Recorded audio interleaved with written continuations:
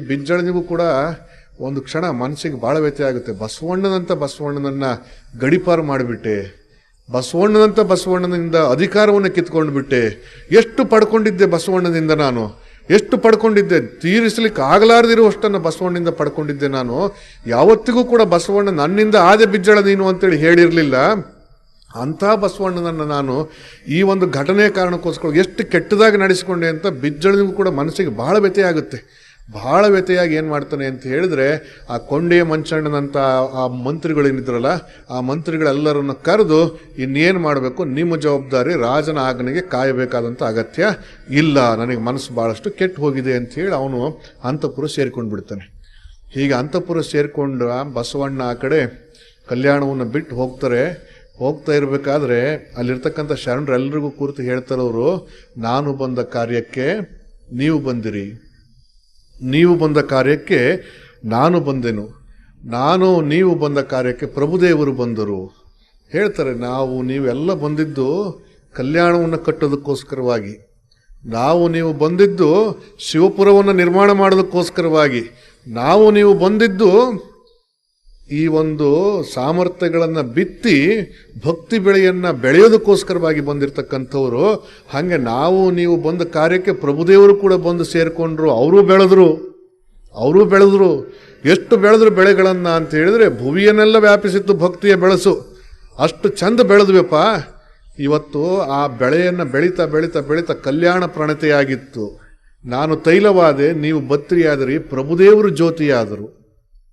ಬಸವಣ್ಣ ಹೇಳೋದು, ನಾನು ತೈಲ ಆದೆ, ನೀವೆಲ್ಲರೂ ಬತ್ತಿಗಳಾದ್ರಿ, ಪ್ರಭುದೇವರು ಅದಕ್ಕೆ ಜ್ಯೋತಿಯಾಗಿ ಬೆಳಗಿದ್ರು. ಹೆಂಗೆ ಬೆಳಗುತ್ತೋ ಅಂದ್ರೆ, ಯಾವ ಕಾಕದೃಷ್ಟಿ ಬಿತ್ತೋ ಪ್ರಣತೆ ಒಡೆಯಿತ್ತು, ಬತ್ತಿ ಬಿದ್ದಿತ್ತು, ಜ್ಯೋತಿ ನಂದಿತ್ತು, ಕೂಡಲ ಸಂಗಮ ದೇವರ ಮನ ಬೆಂದಿತ್ತಯ್ಯ ಅಂತ ಹೇಳ್ತಾರೆ ಬಸವಣ್ಣ. ಹಂಗೇಳಿ ಬಹಳ ಮನಸ್ಸಿಗೆ ವ್ಯಥೆ ಮಾಡಿಕೊಂಡು ಕಲ್ಯಾಣವನ್ನು ಬಿಟ್ಟು ಹೋಗ್ತಾ ಇರಬೇಕಾದ್ರೆ ಅವರು ಅವಲೋಕನ ಮಾಡಿಕೊಳ್ತಾರೆ. ಎಷ್ಟು ಅವಲೋಕನ ಮಾಡಿಕೊಳ್ತಾರೆ, ಹೆಂಗೆ ಅವಲೋಕನ ಮಾಡಿಕೊಳ್ತಾರೆ ಅಂತಂದರೆ, ಬಸವಣ್ಣ ಎಲ್ಲ ಶರಣರನ್ನು ಬೀಳ್ಕೊಂಡು ಅವ್ರ ಜೊತೆಲಿ ಹಡಪದ ಅಪ್ಪಣ್ಣವ್ರು ಬಂದ್ಬಿಡ್ತಾರೆ. ಬಸವಣ್ಣ ಹಡಪದ ಅಪ್ಪಣ್ಣವ್ರನ್ನ ಆಪ್ತ ಸಹಾಯಕನನ್ನಾಗಿ ಇಟ್ಕೊಂಡಿರ್ತಾರೆ. ಯಾಕೆ ಅನ್ನೋದು ಭಾಳ ಮುಖ್ಯ. ಇವತ್ತಿಗೂ ನಮ್ಮ ಸಮಾಜದೊಳಗೆ ಒಬ್ಬ ಕ್ಷೌರಿಕ ಎದುರಿಗೆ ಬಂದರೆ ಅಪಶಕುನ ಅಂತೀವಿ ನಾವು. ಆದ್ರೆ ಅವನು ಬಂದು ನಮಗೆ ಕ್ಷೌರ ಮಾಡದೇ ಇದ್ದರೆ ನಮ್ಮ ಮುಖಗಳು ಚಂದ ಕಾಣ್ತಿದ್ವಿ. ನಿಮ್ಮ ಗಂಡಂದರು ಚಂದ ಕಾಣ್ತಾರೆ ಅಂತಂದರೆ ಕೂದಲು ಬಿಟ್ಕೊಂಡು ಅಡ್ಡಾಡಿ ಚೆನ್ನಾಗಿ ಕಾಣ್ತೈತೆ ಅನ್ನೋದು. ಇವತ್ತು ಒಬ್ಬ ಮನುಷ್ಯ ಒಂದು ರೀತಿ ಸಭ್ಯನಾಗಿ ಕಾಣುವ ಹಾಗೆ ಕ್ಷೌರ ಮಾಡಿಸಿಕೊಳ್ಳೋದು, ಇವೆಲ್ಲ ಸಾಧ್ಯ ಆಗ್ತಿದೆ ಅನ್ನೋ ಕ್ಷೌರಿಕನಿಂದ. ನಮ್ಮ ಮುಖವನ್ನು ಸುಂದರವಾಗಿ ಮಾಡುವಂಥ ಕ್ಷೌರಿಕ, ಅವನ ಮುಖವನ್ನು ನಾವು ನೋಡಿದ್ವಿ ಅಂತಂದರೆ ಅವನು ಕೀಳು ಅಂತ ಭಾವಿಸ್ಕೊಳ್ತಾರೆ ಅನ್ನೋದಾದ್ರೆ ಹೆಂಗೆ ಸರಿಯದು? ಅದಕ್ಕೆ ಬಸವಣ್ಣ ಏನು ಮಾಡಿದರು ಅಂತಂದರೆ, ಹಡಪದಪ್ಪಣ್ಣನೇ ಪಕ್ಕದಾಗ ಇಟ್ಕೊಂಡಿದ್ರು. ದಿನ ಬೆಳಿಗ್ಗೆ ಹಡಪದಪ್ಪಣ್ಣನೇ ಜೊತೆಗಿರ್ಬೇಕು, ಮುಖ ಕಾಣಬೇಕು. ಅವನು ಕೀಳಲ್ಲ, ಕಲ್ಯಾಣ ಕಟ್ಟೋದಕ್ಕೆ ಸಾಧ್ಯವಾಯ್ತು ಅವನ ಜೊತೆಗಿದ್ದದಕ್ಕೆ ಅಂತೇಳಿ ಜಗತ್ತಿಗೆ ತೋರಿಸ್ಕೊಟ್ರು ಬಸವಣ್ಣ. ಅಂಥ ಅಪ್ಪಣ್ಣ ಬಸವಣ್ಣವ್ರ ಜೊತೆಗೆ ಅವರು ಕೂಡ ಕಲ್ಯಾಣವನ್ನು ಬಿಟ್ಟು ಹೋಗ್ತಾ ಇದ್ದಾರೆ. ಹಾಗೆ ಕಲ್ಯಾಣ ಬಿಟ್ಟು ಹೋಗ್ತಾ ಇರಬೇಕಾದ್ರೆ ಬಸವಣ್ಣ ತಮಗೆ ತಾವೇ ಸಮಾಧಾನ ಮಾಡಿಕೊಳ್ಳುವ ಹಾಗೆ ಒಂದು ಮಾತನ್ನು ಹೇಳ್ಕೊಡ್ತಾರೆ. ಒಂಥರ ಸ್ವಗತ ಅಂತಾರೆ ನೋಡ್ರಿ, ನಾಟಕಗಳಲ್ಲಿ ಸ್ವಗತ ಅಂತಾರೆ. ಸ್ವಗತ ಅಂದ್ರೆ ಏನಪ್ಪ ಅಂದರೆ, ಇವ್ರು ಮಾತಾಡ್ತಿರೋದಲ್ಲ, ಹಿಂದ್ಗಡೆಯಿಂದ ಒಂದು ದನಿ ಕೇಳ್ತಾ ಇರ್ತಾವ್ರು, ಅಂದರೆ ಅವ್ರ ಮನಸ್ಸಿನೊಳಗೆ ಆಲೋಚನೆಯನ್ನು ಮಾಡ್ತಾ ಇದ್ದಾರೆ ಅಂತ. ಹಾಗೆ ಸ್ವಗತದ ರೀತಿ ಒಳಗೆ ಬಸವಣ್ಣ ಒಂದು ಮಾತನ್ನಂತಾರೆ. ಹೆಂಗಪ್ಪ ಅದು ಅಂತಂದರೆ, ಬಿತ್ತು ಬೆಳೆಯಿತ್ತು, ಕೆಯ್ಯ ಕೋಯಿತ್ತು, ಗೂಡು ಮುರಿಯಿತ್ತು, ಒಕ್ಕಿತ್ತು, ತೂರಿತ್ತು, ಅಳೆಯಿತ್ತು, ಸಲಗೆ ತುಂಬಿತ್ತು, ಕೂಡಲ ಸಂಗಯ್ಯ ಮೇಟಿ ಕಿತ್ತಿತ್ತು, ಕಣ ಹಾಳಾಯಿತು ಅಂತೇಳಿ. ಇಷ್ಟು ದಿನ ಕಲ್ಯಾಣದೊಳಗೆ ಏನೇನಾಯಿತು ಅನ್ನೋದನ್ನು ಬಸವಣ್ಣ ಭಾಳ ನಿರಾಳವಾಗಿ ಹೇಳೋದು. ಅದನ್ನು ಎಷ್ಟು ನಿರಾಳವಾಗಿ ಹೇಳ್ತಾರೆ ಅದನ್ನು ಅಂತಂದರೆ, ಬಿತ್ತಿದ್ವಿಯಪ್ಪ, ಬಸವಣ್ಣ ಹೇಳೋದು, ಬಿತ್ತಿದ್ವಿ, ಬೆಳೆದ್ವಿ, ಗೂಡು ಕಟ್ಟಿದ್ವಿ, ಮತ್ತು ಆ ಗೂಡು ಹೊಡೆದ್ವಿ, ಒಕ್ಕಿದ್ವಿ, ತೂರಿದ್ವಿ, ಅಳದ್ವಿ, ಮಾರಿದ್ವಿ, ಕಣ ಹಾಳಾತು. ಆಗೋದಿಲ್ಲೇನು ಮತ್ತೆ? ಏನು ನಿಮ್ದೆಲ್ಲ ಪೂರ್ತಿ ಒಕ್ಕಲತನ ಮುಗಿದ ಮೇಲೆ ಕಣ ಹಂಗೆ ಇರ್ತೈತೇನು? ಮುಂದಿನ ವರ್ಷ ಸುಗ್ಗಿ ಬರೋವರೆಗೂ ಕಣ ಹಾಳು ಬಿದ್ದಿರೋದೇ. ಬಸವಣ್ಣ ಹಂಗಂದ್ರು, ನಾವು ಬೆಳೆದ್ವಪ್ಪ, ಹಾಳಾತಪ್ಪ, ನಡಿ ಹೋಗೋಣ ಅಂದರು. ಆ ನಿರಾಳತೆ ನಮಗೆಲ್ಲರ ಸಾಧ್ಯ ಆದೀತೇನು? ಅಷ್ಟು ಕಟ್ಟಿದ ಬಸವಣ್ಣ ಎಷ್ಟು ನಿರಾಳವಾಗಿ ಹೋದ್ರಲ್ಲಿ ಅಂತಂದರೆ, ಮನಸ್ಸಿನಾಗ ವ್ಯಥೆ ಇಲ್ಲ ಅಂತಲ್ಲ, ಆದರೆ ತಾನು ವ್ಯಥೆಯನ್ನು ಪಟ್ಕೊಳ್ತಾ ಹೋದರೆ ಈ ಜೊತೆಗಿರೋರು ಎಷ್ಟು ವ್ಯಥೆ ಪಟ್ಟಾರು. ಅದಕ್ಕೆ ಬಸವಣ್ಣ ಅವ್ರಿಗೆ ಸಮಾಧಾನ ಮಾಡ್ತಿದ್ದಾರೆ. ಹೆಂಗೆ ಸಮಾಧಾನ ಮಾಡ್ತಾರಪ್ಪ ಅಂದರೆ, ಬಿತ್ತಿದ್ವಪ್ಪ, ಬೆಳೆ ಬಂತು, ನಾವು ಬಿತ್ತಿದ್ವಿ, ಬೆಳೆ ಬಂತು, ಆ ಗೂಡು ಕಟ್ಟಿದ್ವಿ, ಗೂಡು ಒಡೆದಾಯಿತು, ಒಕ್ಕಲು ಮಾಡೇ ಆಯಿತು, ತೂರಿ ಆಯಿತು, ಮಾರೆ ಆಯಿತು, ಉಂಡಾಯಿತು, ಇನ್ನೂ ಕಣ ಚಂದ ಇರಬೇಕು ಅಂದ್ರೆ ಹೆಂಗೆ ಸಾಧ್ಯವಾದಿತ್ತು? ಕಣ ಹಾಳಾಗೋದೇ ಅದು, ಕಣ ಒಂದಿನ ಹಾಳಾಗೋದೇ ಒಂದಿನ ಅಂಥೇಳಿ ಬಸವಣ್ಣವ್ರು ಆರಾಮು ಕಲ್ಯಾಣವನ್ನು ಬಿಟ್ಟು ಸಂಗಮದ ಕಡೆಗೆ ಹೋದರು. ಹಾಗೆ ಬಸವಣ್ಣ ಸಂಗಮದ ಕಡೆಗೆ ಹೋಗೋದನ್ನೇ ಕಾಯ್ತಾ ಕೂತಿದ್ರೇನೋ ಗೊತ್ತಿಲ್ಲ, ಈ ಕಡೆ ಬಿಜ್ಜಳ ನೇಮಕ ಮಾಡಿರ್ತಕ್ಕಂಥ ಕೊಂಡೆಯ ಮಂಚಣ್ಣನಂಥ ಕ್ರೂರಿಗಳು ಏನು ಮಾಡಿದ್ರು ಅಂತಂದರೆ, ಇತಿಹಾಸದೊಳಗೆ ಯಾರೂ ಕೊಟ್ಟಿರಬಾರ್ದು ಅಷ್ಟು ವಿಕೃತವಾದಂಥ ಒಂದು ಶಿಕ್ಷೆಯನ್ನು ಹರಳೆಯ ಮದುವೆಗಳಿಗೆ ಕೊಟ್ಟು ಬಿಡ್ತಾರೆ. ಬಹಳ ವಿಕೃತವಾದಂಥ ಶಿಕ್ಷೆ. ಎಷ್ಟು ವಿಕೃತ ಅಂತಂದರೆ, ಬಹುಶಃ ನಿಮಗೆಲ್ಲ ಗೊತ್ತಿದೆ, ಅವನು ನೆಪೋಲಿಯನ್, ಹಿಟ್ಲರ್, ಅವನು ಗ್ಯಾಸ್ ಚೇಂಬರ್ಗಳನ್ನು ಮಾಡಿ ಜನಗಳನ್ನು ಕೊಲೆ ಮಾಡ್ತಿದ್ದಂತೆ. ಅದ್ರ ತುಂಬ ಜನಗಳನ್ನು ತುಂಬಿ ಉಸಿರು ಕಟ್ಟಿಸಿ ಸಾಯಿಸ್ತಾ ಇದ್ದಂತೆ. ಉಸಿರು ಕಟ್ಟಿಕೊಳ್ತಾ ಆ ಗ್ಯಾಸಿನ ವಾಸನೆಯನ್ನು ಕುಡ್ಕೊಳ್ತಾ ಅವರು ಅನ್ಕಾನ್ಷಿಯಸ್ ಆಗ್ತಿದ್ರು, ಅಪ್ರಜ್ಞಾವಸ್ಥೆಗೆ ಹೋಗಿಬಿಡ್ತಾ ಇದ್ರು, ಅವ್ರಿಗೆ ಸಾಯೋ ನೋವು ಗೊತ್ತಾಗದಂಗೆ ಸತ್ತೋಗ್ಬಿಡ್ತಾ ಇದ್ರು. ಆದರೆ ಇಲ್ಲಿ ಹರಳೆಯ ಮದುವೆಗಳಿಗೆ ಎಂಥ ಕಠಿಣವಾದ ಶಿಕ್ಷೆಯನ್ನು ಕೊಡ್ತಾರೆ ಈ ನೀಚರು ಅಂತಂದರೆ, ಅವರ ಕಣ್ಣುಗಳನ್ನು ಕಾದ ಕತ್ತಿಗಳಿಂದ ಕೀಳಿಸ್ತಾರೆ. ಕಣ್ಣುಗಳನ್ನು ಕಾದ ಕತ್ತಿಗಳಿಂದ ಕೀಳಿಸಿ ಅವರು 2 ಜನಗಳ ಕೈಯನ್ನು ಕಟ್ಟಿ ಆನೆಗಳಿಗೆ ಹೆಂಡವನ್ನು ಕೂಡಿಸಿ ಸಾಯುವವರೆಗೂ ಕಲ್ಯಾಣದ ನೆಲದ ಮೇಲೆ ಎಳೆಸ್ತಾರೆ ಅಂತಂದ್ರೆ ಎಷ್ಟು ನೀಚತನ ಇದ್ದಿತ್ತು ಯೋಚನೆ ಮಾಡಿ. ಒಬ್ಬ ಮನುಷ್ಯ, ಜೀವಂತವಾಗಿರುವಂಥ ಮನುಷ್ಯನನ್ನ ದೇಹದ ಮಾಂಸ ಚಿಕ್ಕದು ಕಿತ್ತು ಬರಬೇಕು, ಪ್ರಾಣ ಅನ್ನೋದು ಸ್ವಲ್ಪ ಸ್ವಲ್ಪವೇ ಹೋಗಬೇಕು, ಇಷ್ಟು ಚಿತ್ರಹಿಂಸೆಯನ್ನು ಕೊಟ್ಟು ಸಾಯಿಸ್ತಾರೆ ಅಂತ ಎಷ್ಟು ಕ್ರೂರಿಗಳಾಗಿದ್ರು ಅವ್ರು. ಯೋಚನೆ ಮಾಡಬೇಕಲ್ಲ ನಾವು. ಇವತ್ತಿಗೂ ಆ ಕಲ್ಯಾಣದೊಳಗೆ ಹೋದಾಗ ತೋರಿಸ್ತಾರೆ, ಹರಳೆಯ ಮದುವೆಗಳಿಗೆ ಎಳೆ ಹೂಟೆ ಹೊಡೆದ ಜಾಗ ಇದು ಅಂತ ತೋರಿಸ್ತಾರೆ. ಆ ಜಾಗದ ಮೇಲೆ ಕಾಲಿಡೋದಕ್ಕೆ ಮನಸ್ಸು ಬರೋದಿಲ್ಲ, ಯಾಕೆಂದರೆ ಆ ಮಣ್ಣು ಕೆಂಪಗಿದೆ. ನಿಮಗೆಲ್ಲ ಗೊತ್ತಾಗುತ್ತಲ್ಲ, ಮಣ್ಣು ಕೆಂಪುಗಿದೆ. ಅದು ಆ ಮಣ್ಣನ್ನು ನೋಡಿದರೆ ಹರಳೆಯ ಮದುವೆಗಳ ರಕ್ತದ ಬಣ್ಣ ಇನ್ನೂ ಮಾಸಿಲ್ವಲ್ಲಪ್ಪ ಅಂತ ಅನಿಸುತ್ತೆ. ಅಷ್ಟು ವ್ಯಥೆ ಆಗುತ್ತೆ ಮನಸ್ಸಿಗೆ. ಅಷ್ಟು ರಕ್ತವನ್ನು ಬಸಿದು ಅವರ ಪ್ರಾಣವನ್ನು ತ್ಯಾಗ ಮಾಡಿ ನಮ್ಮನ್ನು ಬದುಕಿಸಿದ್ರು ಹರಳೆಯ ಮದುವೆಗಳು.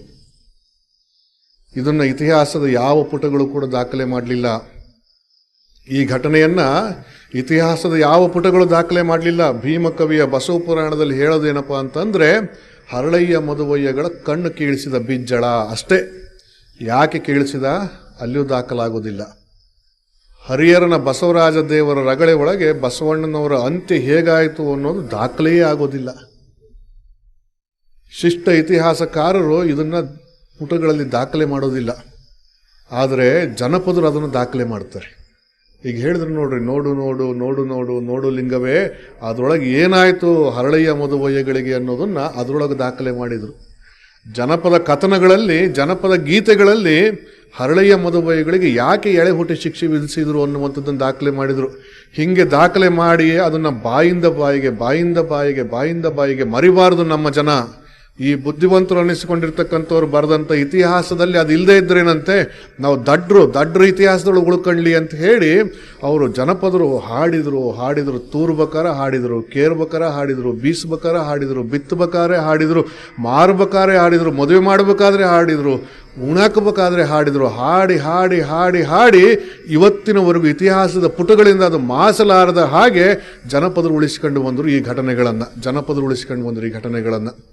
ನೋಡಿ, ಇದು ಇಡೀ ನಾಡಿನಾದ್ಯಂತ ಗೊತ್ತಿರತಕ್ಕಂಥ ಘಟನೆ. ಹರಳೆಯ ಮದುವೆಗಳಿಗೆ ಎಳೆ ಹುಟ್ಟಿಯಾಗಿರ್ತಕ್ಕಂಥದ್ದು ನಾಡಿನ ಜನಗಳಿಗೆಲ್ಲ ಗೊತ್ತಿರತಕ್ಕಂಥ ಘಟನೆ. ಆದರೆ ಗೊತ್ತಾಗದೆ ಇರುವ ಹಾಗೆ ಮಲಪ್ರಭಾ ನದಿ ಒಳಗೆ, ಕೃಷ್ಣಾ ನದಿ ಒಳಗೆ, ಘಟಪ್ರಭಾ ನದಿ ಒಳಗೆ ಎಷ್ಟು ಜನರ ರಕ್ತ, ಶರಣರ ರಕ್ತ ಹರಿದು ಹೋಗಿದ್ದು ಯಾರಿಗೆ ಗೊತ್ತದು? ಎಷ್ಟು ಶರಣರ ರಕ್ತ ಹರಿದು ಹೋಗಿದೆ ಯಾರಿಗೆ ಗೊತ್ತದು? ಆ ರಕ್ತಕ್ಕೆ ನಾವು ಕೊಡ್ತಾ ಇರುವಂಥ ಬೆಲೆ ಏನು ಅಂತೇಳಿ ಆತ್ಮಾವಲೋಕನ ಮಾಡಿಕೊಳ್ಬೇಕಾಗಿದೆ. ಇವತ್ತು ನೀವೆಲ್ಲರೂ ಕೂಡ ಏನು ಬೆಲೆ ಕೊಡ್ತಾ ಇದ್ದೀವಿ ಅಂತೇಳಿ ಆತ್ಮಾವಲೋಕನ ಮಾಡಿಕೊಳ್ಬೇಕಾಗ್ತದೆ. ನಾವುಗಳು ಆ ಬಸವಣ್ಣ, ಅಲ್ಲಮ, ಸಿದ್ದರಾಮರು, ಚನ್ನಬಸವಣ್ಣ, ನೋಡಿ ಎಷ್ಟು ಅವರ ವೈಯಕ್ತಿಕ ಬದುಕುಗಳ ಸುಖ ದುಃಖಗಳನ್ನೆಲ್ಲವನ್ನು ಕೂಡ ಬದಿಗೊತ್ತಿ ಮುಂದಿನ ಮನುಜ ಕುಲಕ್ಕೆ ಬೆಳಕಾಗಬೇಕು ಅಂತೇಳಿ ಬದುಕಿದ್ರಲ್ಲ. ಇಡೀ ಜೀವನವನ್ನೇ ಜ್ಯೋತಿಯ ರೀತಿಯೊಳಗೆ ತಮ್ಮನ್ನು ತಾವು ಸುಟ್ಟುಕೊಳ್ತಾ ಬದುಕಿ ಬಾಳಿದ್ರಲ್ಲ. ಅಂಥವ್ರಿಗೆ ನಾವು ಕೊಡುವಂಥ ಬೆಲೆ ಏನು ಯೋಚನೆ ಮಾಡಬೇಕಲ್ಲ. ಚನ್ನಬಸವಣ್ಣಂಥ ಮಗ, ಚನ್ನಬಸವಣ್ಣನಂತಹ ಹೊಟ್ಟೆಗೆ ಹುಟ್ಟಿದ ಮಗ ಕಣ್ಣೆದುರಿಗೆ ಸತ್ತು ಹೋಗ್ತಾನೆ, ಕಣ್ಣೆದುರಿಗೆ ಲಿಂಗೈಕ್ಯನಾಗ್ತಾನೆ, ಅವನ ಜೀವನ ಅವಸಾನವಾಗುತ್ತೆ. ಅದನ್ನ ತಾಯಿ ನೋಡ್ತಾಳೆ, ಅಕ್ಕನಾಗಮ್ಮ ನೋಡ್ತಾಳೆ. ನೋಡಿಯೂ ಕೂಡ ಅದು ಮುಖ್ಯವಾಗೋದಿಲ್ಲ. ಆ ತಾಯಿಗೆ ಮುಖ್ಯ ಆಗೋದೇನಪ್ಪ ಅಂತಂದ್ರೆ ವಚನಗಳನ್ನು ರಕ್ಷಣೆ ಮಾಡೋದು ಮುಖ್ಯವಾಗುತ್ತೆ. ನೀಲಾಂಬಿಕೆ, ಗಂಗಾಂಬಿಕೆ, ಮಡಿವಾಳ ಮಾಚಿದೇವರು, ಅಂಬಿಗರ ಚೌಡಯ್ಯನವರು, ಕಿನ್ನರಿ ಬೊಮ್ಮಯ್ಯನವರು, ಒಕ್ಕಲಿಗ ಮುದ್ದಣ್ಣನವರು, ಇವರೆಲ್ಲರೂ ಕೂಡ ಕೈಗೆ ಸಿಕ್ಕಷ್ಟು ವಚನಗಳ ಕಟ್ಟುಗಳನ್ನೆಲ್ಲ ಹೆಗಲ ಮೇಲೆ ಹೊತ್ತುಕೊಂಡು ಕಲ್ಯಾಣದಿಂದ ಓಡ್ ಬರ್ತಾರೆ. ಗಂಗಾಂಬಿಕೆ, ನೀಲಾಂಬಿಕೆಗೆ ಸ್ವಲ್ಪ ಯುದ್ಧ ಗೊತ್ತಿತ್ತು. ಅವ್ರು ಏನು ಮಾಡ್ತಾರೆ ಅಂತ ಕತ್ತಿಗಳನ್ನು ಹಿಡಿದು ಬಿಜ್ಜಳನ ಸೈನ್ಯದ ಜೊತೆಯಲ್ಲಿ ಕಾದಾಡಿಕೊಳ್ತಾ ಕಾದರವಳ್ಳಿ ಅಂತಾರೆ ನೋಡ್ರಿ. ಕಾದಿದವರ ಹಳ್ಳಿ ಅದು ಕಾದರವಳ್ಳಿ ಆಗಿ ಹೋಗಿದೆ. ಅಂತಹ ಕಾದರವಳ್ಳಿಗೆ ಈಗ ಆ ಸಪ್ತಾಹ ಹೆಂಗೆ ನಡೀತೈತೆ ಅಂತ ಕೇಳಿದಾಗ ಆಶ್ಚರ್ಯ ಆಯಿತು. ಬುದ್ಧಿ ಅಲ್ಲಿ 7 ದಿನಗಳ ಕಾಲ ಭಜನೆ ಮಾಡ್ತಾರೆ, ಬರೀ ಭಜನೆ. ಎಂಥ ಭಜನೆ ಅಂತಂದ್ರೆ ಬರೀ ವಚನಗಳ ಭಜನೆ ಅಂತೆ. ಎಷ್ಟು ವಚನಗಳು ಹಾಡ್ತಾರ್ರಿ ಭಜನೆ ಒಳಗೆ ಅಂದ್ರೆ 500 ವಚನಗಳನ್ನು ಹಾಡ್ತಾರಂತೆ.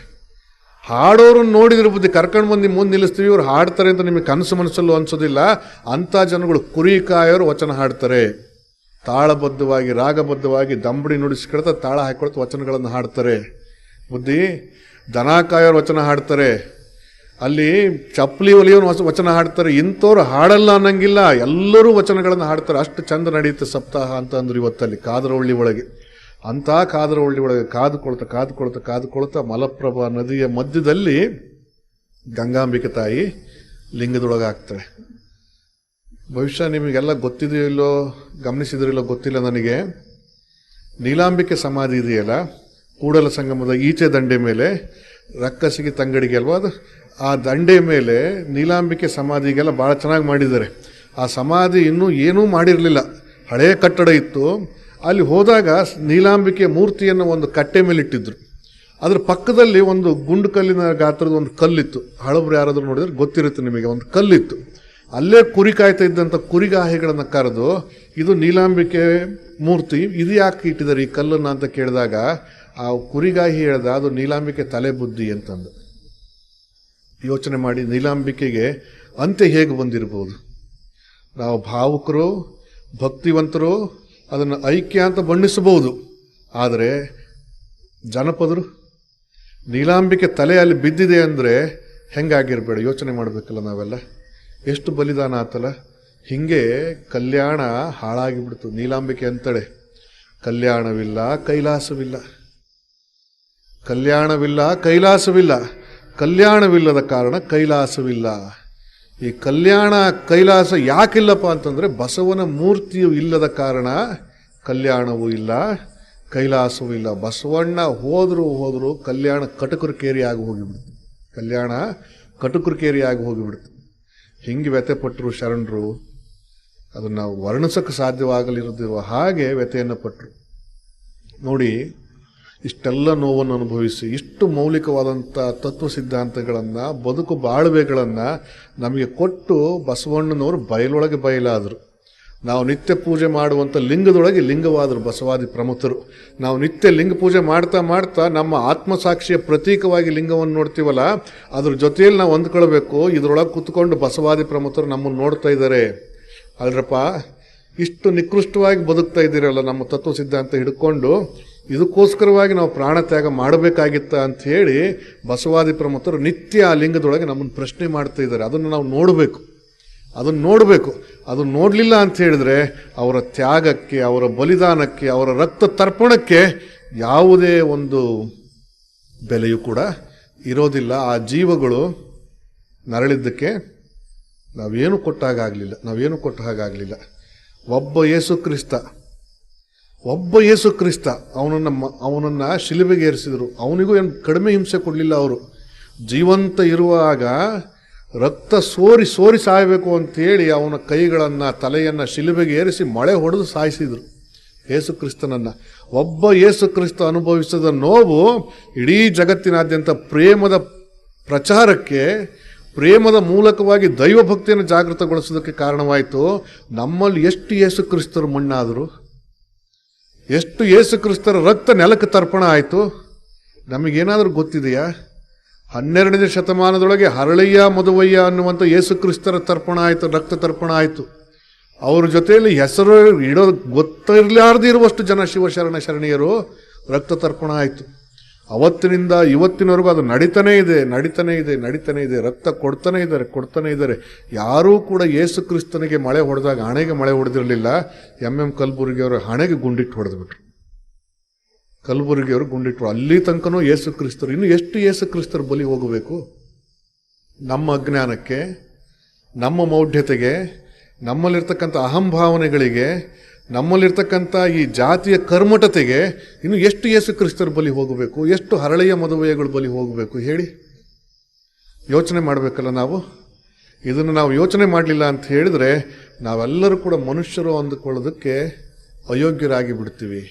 ಹಾಗಾಗಿ ಈ ಬಲಿದಾನಗಳನ್ನು, ಈ ತ್ಯಾಗಗಳನ್ನು ನಾವೆಲ್ಲರೂ ಕೂಡ ಅರ್ಥ ಮಾಡಿಕೊಳ್ಳೋದ್ರ ಮೂಲಕವಾಗಿ ಬಸವ ತತ್ವವನ್ನು, ನಮ್ಮ ಬದುಕಿನ ತತ್ವವನ್ನು ಅಳವಡಿಸಿಕೊಂಡು ಅದು ವಿಶ್ವತತ್ವ ಆಗುವ ಹಾಗೆ ನಮ್ಮ ಬದುಕನ್ನು ನಾವೆಲ್ಲ ಕಟ್ಟಿಕೊಳ್ಬೇಕಾಗ್ತದೆ. ಸ್ವಾಮಿ ವಿವೇಕಾನಂದರ ಮಾತನ್ನು ಮತ್ತೆ ನೆನಪು ಮಾಡಿಕೊಳ್ಬೇಕಿಲ್ಲಿ. ಧರ್ಮದ ಸತ್ವ ಇರೋದು ಅದರ ಸಿದ್ಧಾಂತಗಳಲ್ಲಿ ಅಲ್ಲ, ಅನುಷ್ಠಾನ ಮಾಡುವಂಥ ಜನರ ಹೃದಯಗಳಲ್ಲಿ. ಹಾಗಾಗಿ ಈ ಧರ್ಮ ಸಿದ್ಧಾಂತದಲ್ಲಿಯೂ ಸತ್ವಯುತವಾಗಿರ್ತಕ್ಕಂಥದ್ದು, ಆದರೆ ಅನುಷ್ಠಾನ ಮಾಡುವಂಥ ಜನಗಳ ಹೃದಯಗಳು ಸತ್ವಯುತವಾಗಿಲ್ಲ ಅನ್ನೋ ಕಾರಣಕ್ಕೋಸ್ಕರವಾಗಿ ಜಗತ್ತಿಗೆ ಮುಟ್ತಾ ಇಲ್ಲ. ಆ ದೃಷ್ಟಿಯಿಂದ ಭೌತಿಕವಾಗಿ ಈ ಧರ್ಮ ಏನು ಕೊಡ್ತು ಜಗತ್ತಿಗೆ ಮುಟ್ಟಿದೆ. ಈಗ ಪಾರ್ಲಿಮೆಂಟನ್ನು ಕೊಟ್ಟರು ಅನ್ನೋದು ಜಗತ್ತಿಗೆ ಮುಟ್ಟಿದೆ, ಸಮಾನತೆಯನ್ನು ಸಾರಿದ್ರು ಅನ್ನೋದು ಜಗತ್ತಿಗೆ ಮುಟ್ಟಿದೆ. ಕಾರ್ಲ್ ಮಾರ್ಕ್ಸ್ಗಿಂತಲೂ ಹಿಂದೆ ಅವ ಬರೀ ಶ್ರಮ ಗೌರವ ಅಂತ ಹೇಳ್ದ, ಆದರೆ ಶ್ರಮ ಪವಿತ್ರವಾದದ್ದು ಅಂತ ಹೇಳಿ ಕಾರ್ಲ್ ಮಾರ್ಕ್ಸ್ಗಿಂತಲೂ 800 ವರ್ಷಗಳ ಹಿಂದೆ ಹೇಳಿ ಅನುಷ್ಠಾನಕ್ಕೆ ತಂದು ತೋರಿಸಿದ್ರು ಅನ್ನೋ ಜಗತ್ತಿಗೆ ಗೊತ್ತಿದೆ. ಆದರೆ ಆತ್ಮ ಪರಮಾತ್ಮನ ಎತ್ತರಕ್ಕೆ ಬೆಳೆಯಬಲ್ಲದು. ಪ್ರತಿಯೊಂದು ಆತ್ಮವೂ ಕೂಡ ಶ್ರೇಷ್ಠವಾದದ್ದು. ಅದು ಕನಿಷ್ಠವಾದ ಆತ್ಮಗಳು ಯಾವೂ ಇಲ್ಲ ಈ ಜಗತ್ತಿನೊಳಗೆ ಅನ್ನುವಂಥದ್ದನ್ನು ತೋರಿಸಿಕೊಟ್ಟು ಪ್ರತಿಯೊಂದು ಆತ್ಮವೂ ಕೂಡ ಲಿಂಗವಾಗುವ ಮಟ್ಟಕ್ಕೆ ಬೆಳೆಸಿ ತೋರಿಸಿದ್ರಲ್ಲ. ಈ ಸಿದ್ಧಾಂತ ಜಗತ್ತಿಗೆ ಮುಟ್ಟಬೇಕು. ಅದು ಮುಟ್ಟಬೇಕಪ್ಪ ಅಂತಂದರೆ ನಾವುಗಳು ಆ ಮಾರ್ಗವನ್ನು ಹಿಡಿಬೇಕು. ಅದು ಹಿಡಿಲಿಲ್ಲಪ್ಪ ಅಂತಂದರೆ ಬರೀ ಭೌತಿಕವಾದ ಸಿದ್ಧಾಂತಗಳು ಜಗತ್ತಿಗೆ ಮುಟ್ತವೆ. ಬಸವಾದಿ ಪ್ರಮಥರು ಅಂದರೆ ಸಮಾಜ ಸುಧಾರಕರಾಗ್ತಾರೆ, ಆತ್ಮ ಸುಧಾರಕರಾಗಿ ಉಳಿಯೋದಿಲ್ಲ. ಹಾಗಾಗಿ ಅವರು ಸೋಷಿಯೋ ಸ್ಪಿರಿಚುವಲ್ ರೆವಲ್ಯೂಷನ್ ಮಾಡಿರ್ತಕ್ಕಂಥವ್ರು, ಸಮಾಜೋ ಆಧ್ಯಾತ್ಮಿಕವಾಗಿರ್ತಕ್ಕಂಥ ಕ್ರಾಂತಿಯನ್ನು ಮಾಡಿರ್ತಕ್ಕಂಥವ್ರು. ಅದನ್ನು ಅರ್ಥ ಮಾಡಿಕೊಂಡು ಆ ಎರಡೂ ರೀತಿಯ ಒಳಗೆ ನಾವು ಆ ತತ್ವವನ್ನು ಅನುಸರಣೆ ಮಾಡಿದ್ವಿ ಅಂತಂದರೆ ನಿಜವಾಗಿಯೂ ಕೂಡ ಬಸವಾದಿ ಪ್ರಮಥರಿಗೆ ಸಲ್ಲಿಸ್ತಕ್ಕಂಥ ಶ್ರದ್ಧಾಂಜಲಿ ಅದಾಗಿರುತ್ತೆ, ಬಸವಾದಿ ಪ್ರಮುಖರಿಗೆ ಸಲ್ಲಿಸ್ತಕ್ಕಂಥ ಒಂದು ಗೌರವ ಅದಾಗಿರುತ್ತೆ, ಅವರಿಗೆ ಸಲ್ಲಿಸುವಂಥ ಭಕ್ತಿ ಅದಾಗಿರುತ್ತೆ ಅನ್ನುವಂಥ ವಿಚಾರಗಳನ್ನು ಇಲ್ಲಿವರೆಗೆ ತಮ್ಮೆಲ್ಲರ ಜೊತೆಯಲ್ಲಿ ಹಂಚಿಕೊಂಡು ಎಲ್ರಿಗೂ